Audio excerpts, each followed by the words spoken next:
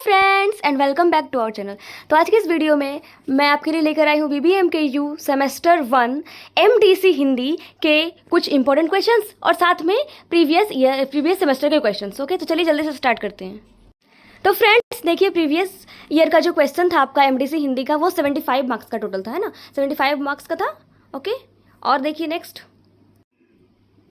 जिसमें से खंड क में 5 MCQ क्वेश्चन थे, है ना। देखिए क्वेश्चन नंबर 1 है, निम्नलिखित वस्तुनिष्ठ प्रश्नों के उत्तर दे, जिसमें कि है वीर गाथा काल का नाम किसने दिया था। तो वीर गाथा काल का नाम आचार्य रामचंद्र शुक्ल ने दिया था। और नेक्स्ट क्वेश्चन देखिए, क्वेश्चन है नेक्स्ट, हिंदी साहित्य के प्रथम इतिहास लेखक कौन है। तो गारसादा तासी है। ओके, कौन है? गारसादा तासी। एंड नेक्स्ट क्वेश्चन देखिए, पूर्वी हिंदी की बोली क्या है। तो कौन सा बोली है? पूर्वी हिंदी की अवधि है, ठीक है। और नेक्स्ट टाइम से क्यों है, देखिए, पूस की रात के कहानीकार कौन है। तो पूस की रात के कहानीकार कौन है? प्रेमचंद, है ना। और फणेश्वर नाथ रेणु की कहानी कौन है इसमें से? पूस की रात या संवदिया? तो संवदिया। एंड देखिए खंड क में 4 क्वेश्चन दिए हुए हैं, जिसमें से आपको 2 करना था। तो क्या क्वेश्चन देखिए, भाषा, पहला क्वेश्चन है भाषा और बोली में अंतर, देन आदिकाल का नामकरण, उसके बाद देखिए संवदिया कहानी का सारांश लिखना था, और राधा कृष्ण की साहित्यिक परिचय, ठीक है। और देखिए खंड ख में लॉन्ग आंसर टाइप क्वेश्चन थे, जिसमें से आपको 6 दिया हुआ था, उसमें से कोई 4 अटेम्प्ट करने थे, है ना। तो देखिए पहला क्वेश्चन है, हिंदी साहित्य के इतिहास लेखन की परंपरा पर प्रकाश डालिए। नेक्स्ट क्वेश्चन है, रीतिकाल के नामकरण पर अपने तर्क सम्मत विचार प्रस्तुत करें। देन देखिए क्वेश्चन नंबर ग था, पूर्वी एवं पश्चिमी हिंदी की बोलियों का परिचय दीजिए। घ क्वेश्चन नंबर, पुरस्कार कहानी की समीक्षा करें। और अंगा में था, हिंदी कहानी के उद्भव एवं विकास पर प्रकाश डालें। और क्वेश्चन नंबर 14 देखिए, कहानीकार के रूप में प्रेमचंद के योगदान को रेखांकित करें। तो ये टोटल 75 मार्क्स के क्वेश्चन थे MDC हिंदी में, ठीक है। और अब देखिए कुछ और इंपॉर्टेंट क्वेश्चंस, ठीक है। देखिए क्वेश्चन नंबर 1 है, भक्ति काल से आप क्या समझते हैं, इसके काल विभाजन और नामकरण की व्याख्या करें। ठीक है, तो हिंदी साहित्य के इतिहास में भक्ति काल का महत्वपूर्ण स्थान रहता है। आदिकाल के बाद आइस युग को पूरे मध्यकाल भी कहा जाता है, ठीक है। इस हिंदी साहित्य का श्रेष्ठ युग है, जिसको जॉर्ज ग्रियर्सन ने स्वर्ण काल, श्याम सुंदर दास ने स्वर्ण युग, आचार्य रामचंद्र शुक्ल ने भक्ति काल एवं हजारी प्रसाद द्विवेदी ने लोक जागरण कहा, ठीक है। तो हिंदी के प्रथम कवि कौन थे? हिंदी के प्रथम कवि थे सहरपा, और उनका जन्म कब हुआ था? देखिए 8वीं शताब्दी में माना जाता है, ठीक है। और उन्हीं के द्वारा भक्ति काल में काव्य का बीजारोपण हुआ था। उपलब्ध रचनाओं में भक्ति है, अतः इसे भक्ति काल कहना उचित है। कारण से एक तो इस बात का बोल है कि इसमें भक्ति भाव की कालखंड प्रधानता रही, साथ ही इस नामकरण इस काल भक्त कवि के रूप में करता है, जो पूर्णतः उपर्युक्त आचार्य रामचंद्र शुक्ल ने है, ठीक है। भक्ति काल को 2 भागों में बांटा जा सकता है, सगुण भक्तिधारा और निर्गुण भक्तिधारा, ठीक है। निर्गुण भक्तिधारा के कवि ईश्वर के निराकार स्वरूप की उपासना पर जोर देते थे, और इस धारा के प्रमुख कवियों में कबीर, नानक, दादूस, दयाल, रैदास, मल्लुक दास आदि प्रमुख कवि थे, ठीक है। और सगुण ने विचार व्यक्त करे, है ना। रीतिकाल जो था उसका नामकरण कैसे हुआ, किस प्रकार हुआ, विचार व्यक्त करना है। तो रामचंद्र ने हिंदी साहित्य के उत्तर मध्य को रीतिकाल कहा है, और ये कब से कब तक था? देखिए 1700 से 1900 तक माना जाता है, ठीक है। कुछ विद्वानों ने इसे श्रृंगार काल भी कहा गया, क्योंकि देखिए रीति का अर्थ होता है श्रृंगार, और इस काल में अधिकतर श्रृंगार काव्य लिखे गए थे, ठीक है। श्रृंगारी ग्रंथों की प्रचुरता थी, यानी ज़्यादातर इस समय में श्रृंगार के जो काव्य थे वो लिखे गए थे, है ना। इसलिए इसका नाम रीतिकाल पड़ा था। इस युग में कविता में श्रृंगार और वीर, इन्हीं 2 रसों की कविता का महत्वपूर्ण महत्व था, ठीक है ना। मतलब श्रृंगार और वीर, श्रृंगार काल भी कहा जा सकता है। रीतिकाल कवियों की भव्य भाषा ब्रज की थी। रीतिकाल की मुख्य भाषा ब्रज भाषा के प्रयोग की व्यापकता और सीमा का ज्ञान, ब्रज भाषा में ही प्रारंभ में हिंदी काव्य की रचना हुई। रीतिकालीन कवियों को उनकी रचनाओं की दृष्टि से 3 श्रेणियों में वर्गीकृत किया गया था। कौन कौन? रीतिबद्ध, रीति सिद्ध और रीति मुक्त। भाषा और बोली में अंतर स्पष्ट करना है, ठीक है। तो देखिए परस्पर संबंधित बोलियां किसी एक भाषा से अंग होती है ना, एक भाषा का अंग होती है बोली, और भाषा अंगनी है, ठीक है। और जबकि बोलियां इसका अंग। किसी भाषा की एक बोली दूसरी बोली से भिन्नता रखते हुए भी इतनी अधिक भिन्न नहीं होती कि दूसरी बोली वाले से समझ नहीं सके, ठीक है। और बोली को भाषा भी कहते हैं। गृह ग्राम समाज में बोली जाने वाली स्थानीय भाषा बोली कहलाती है। जबकि भाषाओं में साहित्य सृजन का कार्य होता है, परंतु बोलियों में साहित्य सृजन का कार्य नहीं होता है। भाषा में उपेक्षाकृत स्थिरता रहती है, बोलियों में परिवर्तनशीलता रहती है, ठीक है।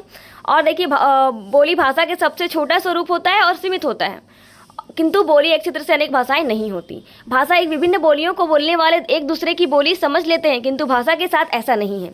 भाषा का अपना समृद्ध व्याकरण होता है, किंतु बोली के साथ अपना व्याकरण नहीं होता है, ठीक है। तो ये रहा क्वेश्चन नंबर 3 का आंसर। और देखिए हिंदी भाषा के उद्भव एवं विकास के विषय में विस्तार से बताना है, ठीक है। तो ये हिंदी भाषा का मतलब कब हुआ था, 1000 ईस्वी से माना जाता है इसका उद्भव, विकास क्रम, ठीक है। और हिमाचल से विंध्याचल व राजस्थान से लेकर बंगाल तक इसका क्षेत्र माना गया है।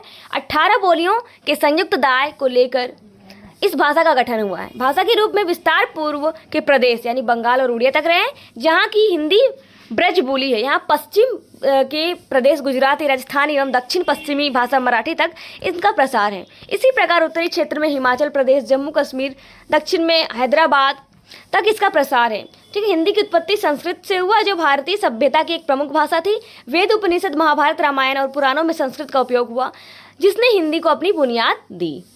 और देखिए हिंदी का विकास भारतीय उपमहाद्वीप के विभिन्न क्षेत्रों में हुआ है ना। और देखिए प्राचीन काल, और डॉक्टर धीरेन्द्र वर्मा ने हिंदी भाषा को इस विकास को अध्ययन की सुविधा की दृष्टि से 3 कालखंडों में विभाजित किया गया। कौन कौन? प्राचीन काल है ना, जब तक अपभ्रंश और प्राकृतों का प्रभाव हिंदी भाषा पर विद्यमान था और हिंदी की बोलियों में निश्चित स्पष्ट रूप से सामने नहीं आ पाए थे, ठीक है। और दूसरा काल है मध्यकाल। इस कालखंड में हिंदी अपभ्रंशों के प्रभाव से पूर्णतः मुक्त हो चुकी थी और इसकी प्रमुख बोलियां विशेषतः खड़ी बोली, ब्रज अवधि अपना स्वतंत्र एवं स्पष्ट व्यक्तित्व लेकर सामने आ चुकी थी। नेक्स्ट काल कौन सा विभाजित किया गया था? आधुनिक काल, है ना, 1800 ईस्वी के बाद, जब मध्यकाल के रूपों में स्पष्ट परिवर्तन लांछित होने लगा था, ठीक है। तो ये रहा क्वेश्चन नंबर 4 का आंसर। अब देखिए क्वेश्चन नंबर 5, संवादीय कहानी की समीक्षा करना है, ठीक है। तो संवादीय कहानी में मानवीय संवेदना का गठन एवं विलक्षण प्रस्तावना पहचान प्रस्तुत हुई है। असहाय और असहनशील नारी के मन की कोमल तंतु की, उसके दुख और करुणा की, पीड़ा और यातना की ऐसे सूक्ष्म पकड़ रेणु जैसे आत्म के शिल्पी द्वारा ही संभव है ना। इसमें मतलब इसमें एक नारी की जो कोमल और उसके दुख और करुणा की इसमें कहानी के बारे में बतलाया गया, ठीक है। हरगोविंद संवदिया की तरह अपने अचल के दुखी, विपन्न, बेसहारा बड़ी बहुरिया जैसे पात्रों का संवाद लेकर रेणु पाठकों के सम्मुख उपस्थित होते हैं। रेणु ने बड़ी बहुरिया की पीड़ा को, उसकी भीतर से हाहाकार को संवदिया के माध्यम से अपनी पूरी सहानुभूति प्रदान की है, ठीक है। लोक भाषा की नींव पर खड़ी संवदीय कहानी पहाड़ी झरने की तरह गतिमान है, ठीक। और देखिए कहानी आरंभ से अंत तक मानव हृदय के भावनात्मक उद्गारों को अच्छवासित है। संवदीय कहानी में भावनाओं का इतने सुंदर रूप से चित्रित हुआ है ना। इस कहानी की विषय वस्तु का आधार है बड़ी बहुरिया और अभावग्रस्त जीवन से यातना के प्रस्तुत किया गया है। बड़ी बहुरिया को देवरों द्वारा किए गए अत्याचार के द्वारा उत्पन्न त्रासदी को दर्शाया गया है, ठीक है। और देखिए वह अपनी माँ के पास संदेश भेजना चाहती है कि उसे बुला ले। बड़ी बहुरिया का यह संवाद ही संवदीय कथा के मूल विस्तार और अंत का आधारभूत तत्व है। बहुरिया जिस संवाद हरगोविंद को ले जाने को कहती है, उस समय उसके जीवन की दशा के बारे में पूरा परिचय मिल जाता है। सभी पाठकों का मन बड़ी बहुरिया के लिए करुणा से भर जाता है। तो और देखिए फिर इस वातावरण का करुणा से भरा हुआ, चाहे बड़ी बहुरिया अपना संवाद हरगोविंद को कहती है या फिर हरगोविंद शुरू से अंत तक अपनी यात्रा में बड़ी बहुरिया के संवाद को याद रखना, ठीक है। तो ये ठीक, तो यहाँ पे समझ गया ग्रामीण धरती पर कृषि संस्कृति की जीने वाली प्राणियों की कहानी है ये। कथाकार रेणु जी ने कहानी के शीर्षक कथानक के इस शब्द का चयन किया है। यह कहानी पूरी तरह से ग्रामीण परिवेश से जुड़ा हुआ है, ठीक है। ये कहानी पूरी तरह से ग्रामीण परिवेश के बारे में ही है, ठीक है। और एक क्वेश्चन नंबर 6 है, जयशंकर प्रसाद की लेखन शैली और चारित्रिक विशेषताएं का वर्णन करना है। तो जयशंकर प्रसाद भारतीय हिंदी साहित्य के 4 प्रमुख स्तंभों में से एक है। उन्होंने उपन्यास, कहानी, कविता और नाटक जैसे विभिन्न विधाओं में अपार योगदान दिया है, ठीक है। ठीक है, तो उनका जन्म कहाँ हुआ था? बिहार के सरान जिले में। उनका आत्मनिर्वाण प्रयास, अर्थार्थवादी दृष्टिकोण और साहित्य में अभिप्रेत कला, ठीक है। तो यहाँ पे दिया गया, देखिए उनकी कविता में छायावाद की एक विशेष रूपरेखा स्थापित थी, ठीक। उनकी प्रमुख रचनाएं कौन कौन से यहाँ पे दिया हुआ है। देन जयशंकर प्रसाद के नाटकों में स्कंदगुप्त और चंद्रगुप्त मौर्य मशहूर नाटक है, ठीक है। उन्होंने अपने योगदान के लिए कई साहित्यिक पुरस्कार प्राप्त किए हैं, जिसमें अकादमी पुरस्कार, भारतीय ज्ञानपीठ पुरस्कार और पद्म भूषण शामिल है। और इनकी कृतियों में रस, भाव और तत्कालिकता का एक अद्वितीय संगम देखा जा सकता है, जिसने उन्हें हिंदी साहित्य के ऐतिहासिक आदर्श कवि बना दिया। तो फ्रेंड्स, ये रहा एमडीसी के कुछ इंपॉर्टेंट क्वेश्चंस। मिलते हैं नेक्स्ट वीडियो में, तब तक के लिए bye bye, take care and आप पढ़ते रहिए and all the best for your exam.